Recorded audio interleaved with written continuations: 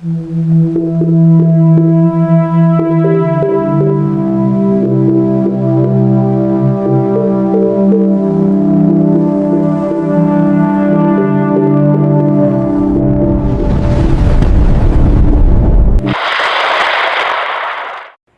po ang pinakahuling update sa lagay ng panahon ngayong Biyernes, ika-8 ng Agosto taong 2025.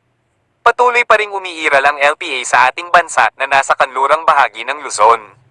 Nagdudulot ito ng pag-ulan sa Ilocos Sur, La Union, Pangasinan, at Zambales. Posible pa ring makaranas ang mga lugar na ito ng 50 hanggang 100 mm na ulan dahil sa LPA. Huling namata ng LPA sa kanluran ng Luzon, 78 km west ng Tandon na nagdudulot ng thunderstorm at pag-ulan. Pinaghahanda po natin ang ating mga kababayan sa posibleng pagbaha at pagguho ng lupa, lalo na sa mga bain at landslide-prone areas. Samantala, inaasahan ng fair weather sa nalalabing bahagi ng Luzon, lalo na sa Cagayan Valley Region at Cordillera Administrative Region. Magkakaroon ng bahagyang maaliwalas na panahon na may isolated rain dahil sa thunderstorm na dala ng LPA. Inaasahan din natin na sa mga susunod na oras ay patuloy na lalayo ang LPA palabas ng ating area of responsibility, kaya asahan ang pagbuti ng panahon sa Silangang Luzon. Habang papalabas ng PAR ang LPA na ating minomonitor, may kasunod naman itong bagyo sa labas ng PAR na may kategoryang Tropical Depression. Papalapit ito sa ating PAR, kaya patuloy naming minomonitor kung papasok ito sa mga susunod na araw o lilihis pa hilaga. Patuloy po ang aming pag-update upang mabala ng ating mga kababayan sa posibleng pagpasok nito at pagdulot ng malubhang pinsala. Kung papasok ito sa PAR, papangalanan natin itong Fabian. Kaya pinapaalalahanan po namin ang ating mga kababayan na maging alerto at updated sa mga bagong ulat panahon. Para sa Kabisayaan, patuloy pa rin ang maulap na papawirin at kalat-kalat na pag-ulan dahil sa epekto ng hanging habagat na hinihila ng LPA. Magdala pa rin tayo ng panangga sa mga biglaang buhos ng ulan dahil sa thunderstorm. Pinaghahanda rin natin ang mga kababayan natin sa Western Visayas, Negros Islands, Central Visayas, at Eastern Visayas sa mga posibleng biglaang buhos ng pag-ulan. Sa Mindanao, inaasahan pa rin ang maulap na papawirin at kalat-kalat na pag-ulan sa Zamboanga Peninsula, ARMM, Soc-Sargen, at Caraga dahil sa hanging nagmumula sa timog ng Mindanao na hinihila ng LPA. Samantala, sa Northern Mindanao at Davao, inaasahan natin ang fair weather na may bahagyang maaliwalas na papawirin at biglaang buhos ng pag-ulan. Kabilang ang hulo sa mga apektado ng hanging habagat. Sa Palawan, asahan pa rin ang maulap na papawirin na may kalat-kalat na pag-ulan na dulot ng hanging habagat.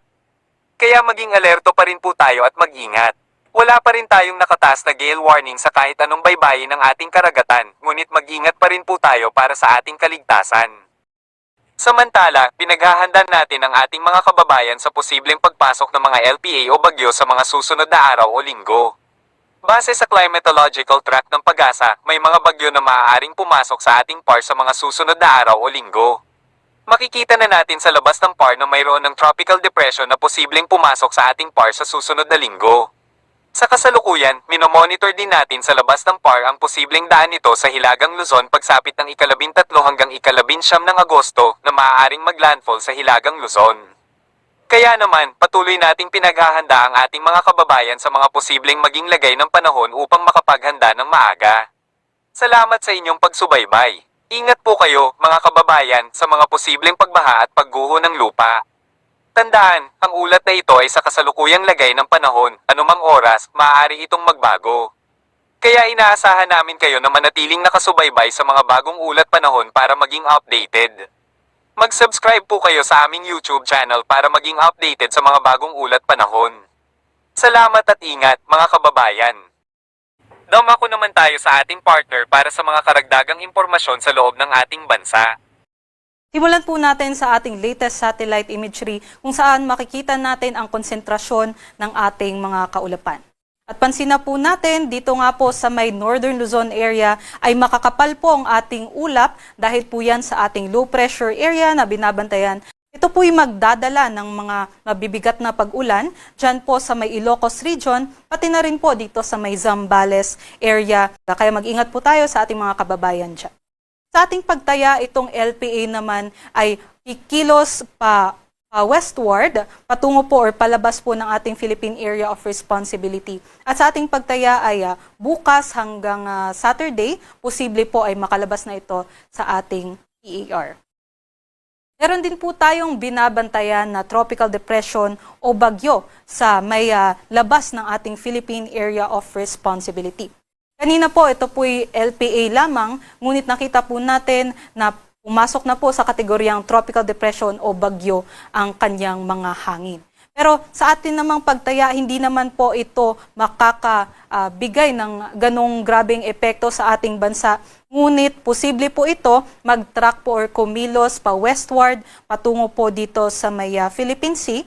At posible po itong mag-enter or pumasok sa ating Philippine Area of Responsibility. At kung bagyo pa rin na to, by that time ay tatawagin po natin itong Bagyong Fabian.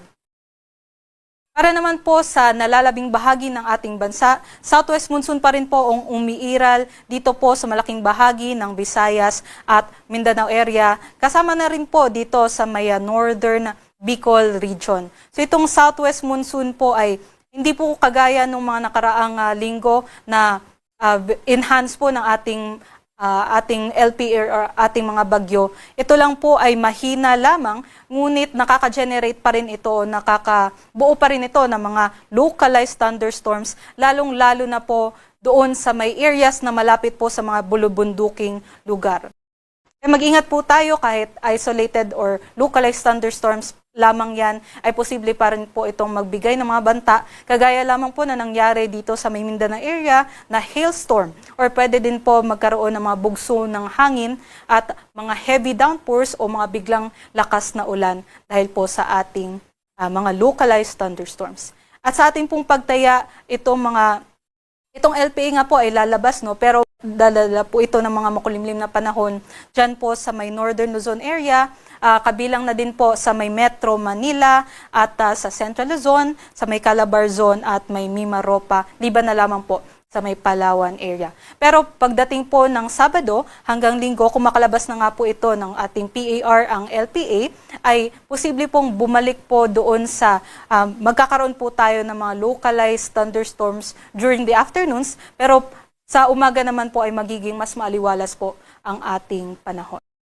At dahil nga po dito sa ating LPA ay nagpalabas po tayo ng ating weather advisory dahil sa ating pagtaya ay maaaring umabot sa 50 to 100 millimeters ang mga pag-ulan dito po sa may Ilocos Sur, La Union, Pangasinan at Zambales area. At ito pong 50 to 100 millimeters ay maaari po nating mahalin tulad sa 4 hanggang 8 balde ng tubig na ibinuhos po sa isang standard na CR over the course of 24 hours. So kung nasa urban areas po tayo or nasa bulubunduking lugar po tayo, ay tataas po talaga yung level ng tubig, no?